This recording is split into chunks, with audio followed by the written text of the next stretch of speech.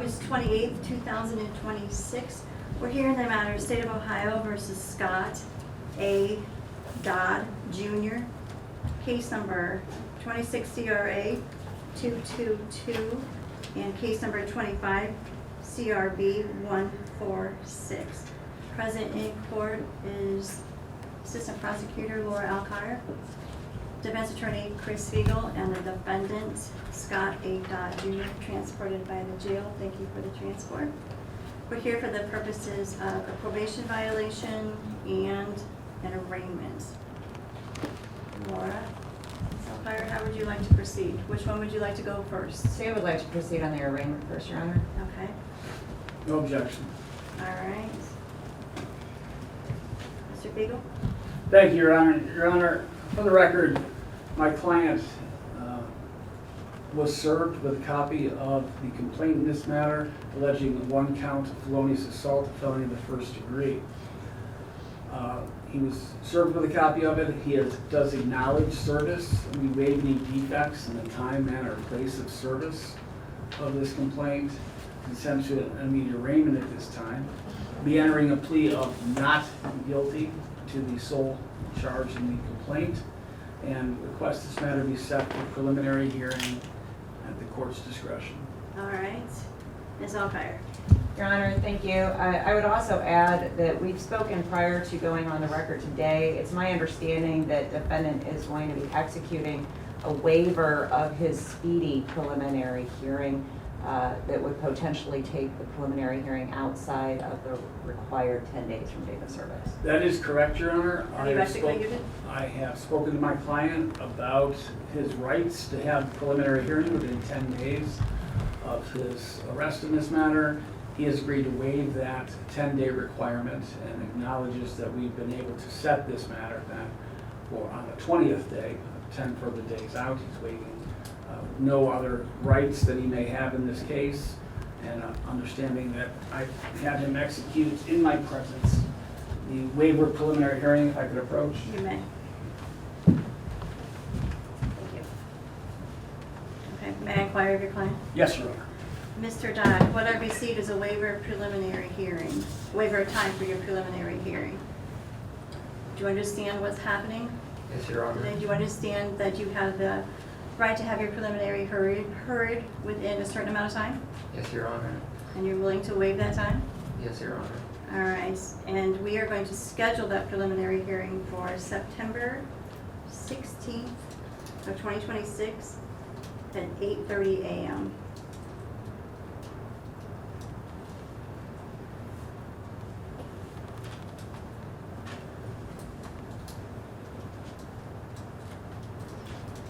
Further, Your Honor, I would note for the record we waive a reading of the complaint.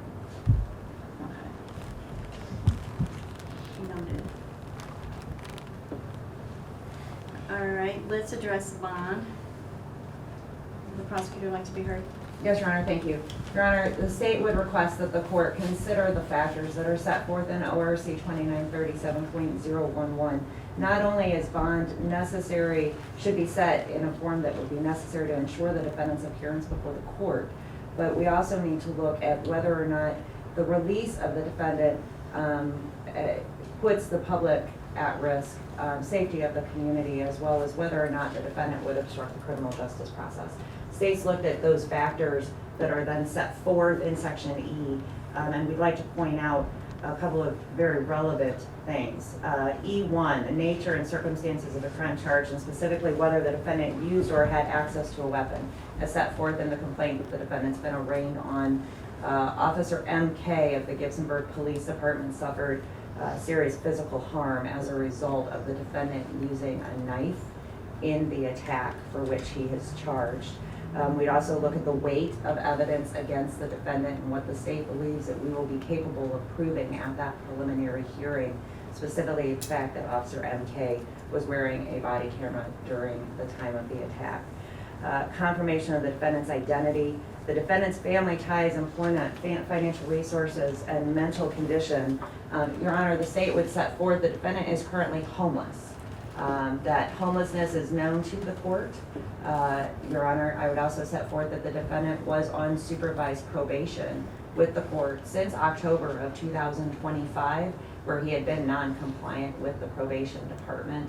In addition, that was a charge of assault, another offensive violence. He has a conviction for menacing out of Bowling Green Municipal Court, where an alleged weapon was involved in that case as well. And then finally, as to whether or not this defendant would obstruct the criminal justice process, the state would remind the court that local, state, and federal law enforcement were searching for this defendant and a statewide blue alert was issued for hours after this attack as he hid from officers and tried to evade capture.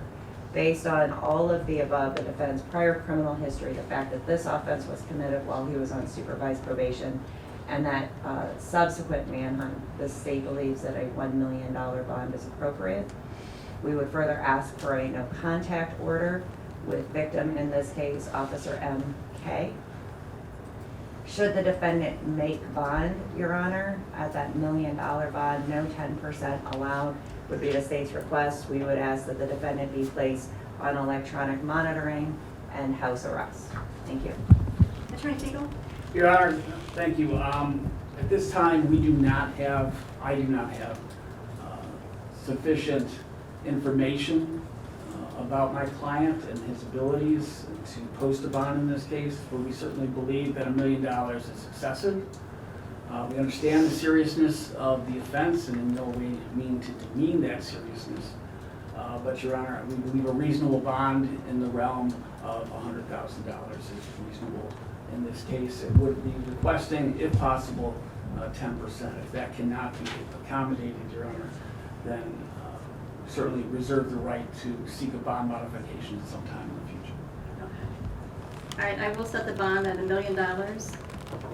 Be a cash or a surety, there will be no 10%. No contact with the victim, Officer M.K. Should you make bond, you will be assessed on or placed on electronic home arrest. The monitor will be installed before your release. Yes, Your Honor.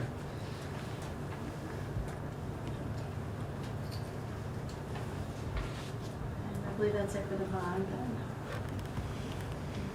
Anything else with the CRA case? Not from the state, Your Honor. Attorney Teagle? No, Your Honor, All not right. in this case. Moving on to the 25 CRB 146, it's a probation violation. Attorney Fiegel, how would your clients like to address this probation violation? Your Honor, I was just presented with this a few minutes ago. It is a notice of probation violation. I'm very familiar with these. Indicates that it's the same facts and circumstances for the violation that are contained in the complaint in the 222 case that we just discussed.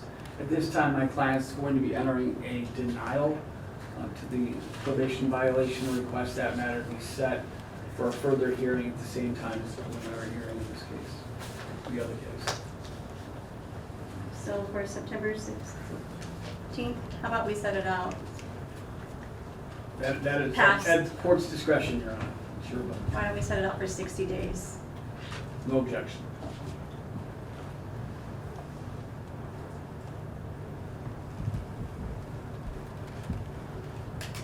We'll set it, the pretrial out for 60 days, sorry. The PV hearing for 60 days. Okay, since this case will still be pending.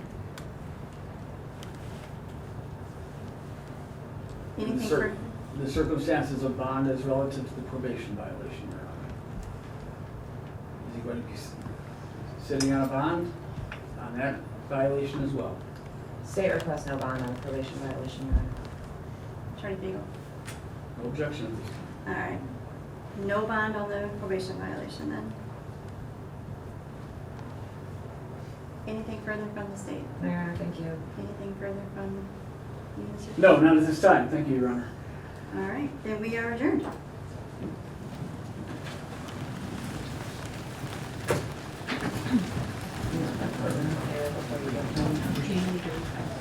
No, I'll just write it in. Known Mr. Dodd before this? Never. Okay. I just became aware of him when I heard about it on the news like you guys are doing now. What can you tell us about his condition, how he's feeling, how he's doing? The best as I can tell you is he's very upset. He's also confused. He's been injured. And he's dealing with that as well. And also, I will tell you that I believe that there are some serious mental health issues at play here that we're going to be investigating. And I intend to, do everything I can to protect his rights, obviously. Do you think he understands what happened this week? Fully? No. I don't think he fully understands at this time. So I, again, have not had an opportunity to really spend a lot of time with him yet. It's all happening very fast and very furious. So I'm gathering information just like you folks are right now. So I'm doing best we can to make sure that, like I said, he understands what he understands right now.